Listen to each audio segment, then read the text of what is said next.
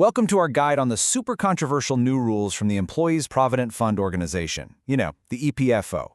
We're going to break down what actually changed, why it all happened, and most importantly, what it means for your hard-earned money. So how did this whole firestorm even start?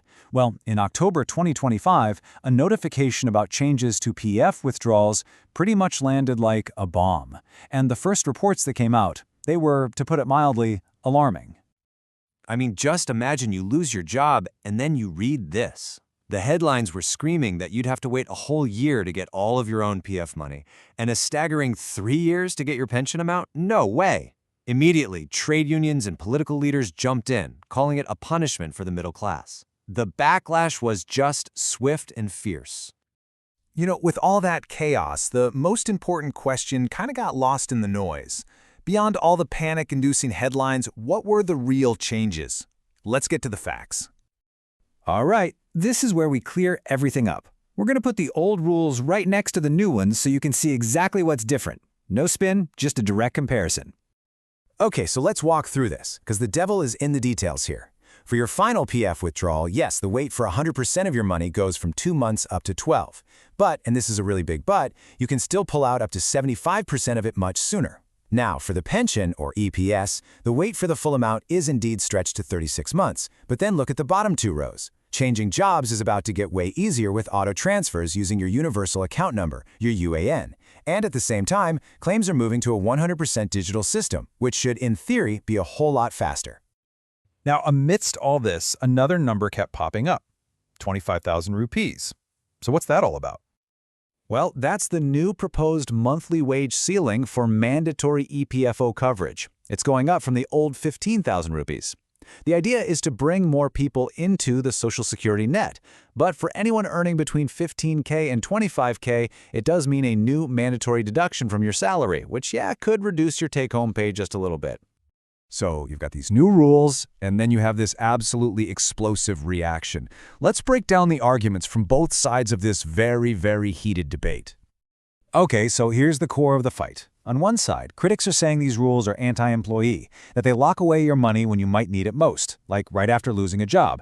They're calling it a form of economic control.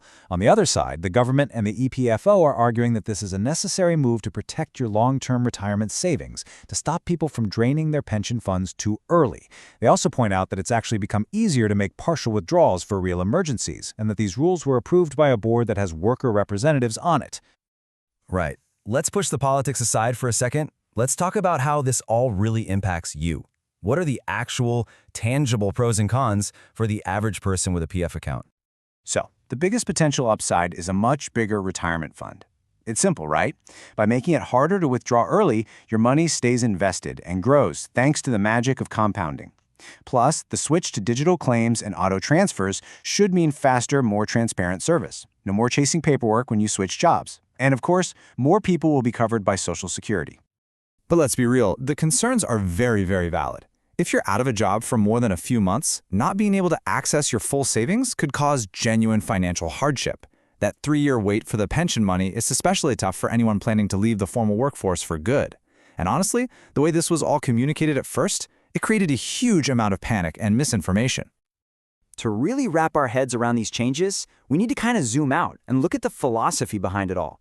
This isn't just a minor rule change. It's an attempt at a major cultural shift.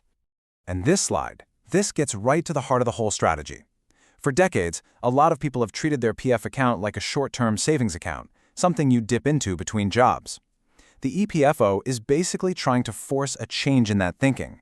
They want us to see it not as our money for right now, but as our security for old age. And these new rules? They're the tool being used to make that change happen. And hey, the story isn't over yet. After that initial announcement and all the backlash, we're expecting the final, hopefully clearer, guidelines in early 2026. And looking even further down the road, this is all just one piece of a much larger plan to integrate India's different pension systems by 2030. So this is really just step one of a much longer journey. So in the end, we're left with this fundamental question. Is this a bitter pill that we just have to swallow for a more secure future for everyone? Or is it an unfair restriction on the workers of today who might be struggling right now? The truth, as always, is probably somewhere in the middle. But it's a trade-off that is absolutely going to shape India's social security for years to come.